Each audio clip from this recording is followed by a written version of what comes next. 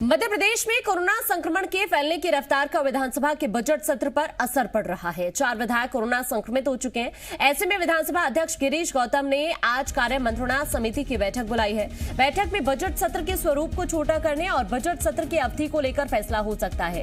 बता दें, पूर्व मंत्री विजय लक्ष्मी साधो, विधायक निलय डागा के बाद विधायक देवेंद्र वर्मा और अमर सिंह संक्रमित हो चुके हैं और इसी बीच विधानसभा अध्यक्ष ने कार्य मंत्रणा समिति की बैठक बुलाई है। बैठक में बजट सत्र के स्वरूप को छोटा करने को लेकर चर्चा होगी। बजट सत्र की अवधि को लेकर फैसला हो सकता है। कई ऐसे विधायक जो अभी तक कोरोना संक्रमित पाए जा चुके हैं और उसी को देखते हुए विधानसभा अध्यक्ष गिरीश गौतम ने कार्य मंत्रणा की बैठक बुलाई है। तब विचार करेंगे। चिंता का विषय है। हमारे विधायक पॉजिटिव है और हमारे इसके विधानसभा के कर्मचारी भी पॉजिटिव आए हैं, तो स्वाभाविक है, गंभीरता का विषय है। और ज्यादा जानकारी के लिए हमारे संवाददाता राहुल जुड़ चुके हैं हमारे साथ। राहुल, आज विधानसभा अध्यक्ष गिरीश गौतम ने कार्य मंत्रणा समिति की बैठक बुलाई है, कितनी महत्वपूर्ण हम ये बैठक माने?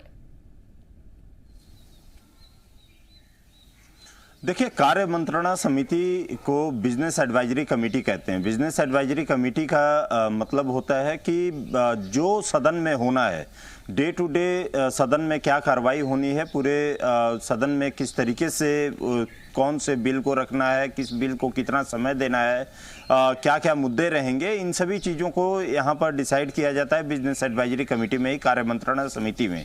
कल क्योंकि कमलनाथ मौजूद नहीं थे, कमलनाथ सदन में नहीं होने की वजह से और खुद मुख्यमंत्री भी मौजूद नहीं होने की वजह से यहाँ पर ये कार्य मंत्रणा समिति, क्योंकि खुद जब सदन की कार्रवाई शुरू हुई थी तो गृह मंत्री ने कहा था कि कोरोना के केसेस जिस तरीके से लगातार बढ़ते जा रहे हैं, भोपाल में बढ़ते जा रहे हैं और खुद सदन में भी सदन के कई विधायक यहाँ पर कोरोना पॉजिटिव आए हैं, तो इसके ऊपर एक बार चर्चा करना जरूरी है। और इसी को लेकर के एक बैठक भी कल हुई थी जिसमें तमाम पुलिस के अधिकारी के साथ में, जिला कलेक्टर के साथ जो सदस्य हैं, विधानसभा के सदस्य एमएलए थे, वो सभी भी वहाँ पर मौजूद थे। उसकी चर्चा हुई थी। आज ये बिजनेस एडवाइजरी कमेटी यहाँ पर बैठेगी और बिजनेस एडवाइजरी कमेटी ही डिसाइड वहाँ पर ही होगा कि किस तरीके से अब सदन का प्रारूप क्या रखना है, किस तरीके से सदन को चलाना है, इसके बारे में यहाँ पर चर्चा की जाएगी। और सदन का अब आगे, क्योंकि सदन को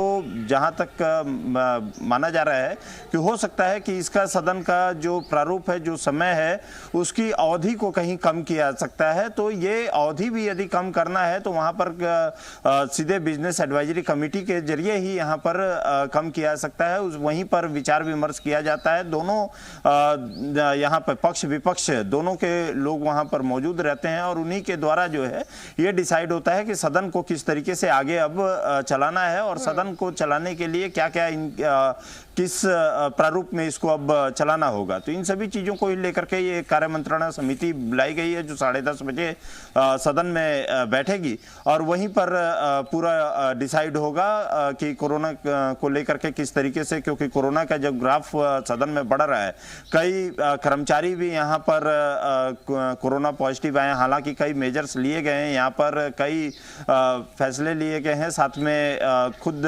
विधानसभा अध्यक्ष ने कहा है कि जो भी यहाँ पर सदस्य आए या चाहे जो स्टाफ हैं वो सभी अपना टेस्ट करवाएं, लेकिन पॉजिटिव क्योंकि कई विधायक आए थे और उन विधायकों के संपर्क में कई और विधायक भी आए होंगे, क्योंकि वो सभी के सभी सदन में ही मौजूद थे उस समय में, और उसके साथ ही सदन में मौजूद रहने के साथ ही दूसरे जगहों पर भी वो गए। सौद में जो सदन का होता है उन सभी जगहों पे, कई जगहों पर गए थे। तो इसको लेकर के ही यहाँ पर चिंता का विषय है और यही कारण है कि आज कार्य मंत्रणा समिति बुलाई गई है और उस समिति में ही ये डिसाइड होगा कि आखिर में किस तरीके से सदन का अब आगे प्रारूप रखना है। ठीक है राहुल, शुक्रिया आपका तमाम जानकारी पहुंचाने के लिए। जिस तरह से केसेस बढ़ रहे हैं, अब उसको देखते हुए कोई ना कोई फैसला लिया जा सकता है। आगे बढ़ते हैं। मध्य प्रदेश में कोरोना का ग्राफ लगातार बढ़ रहा है। भोपाल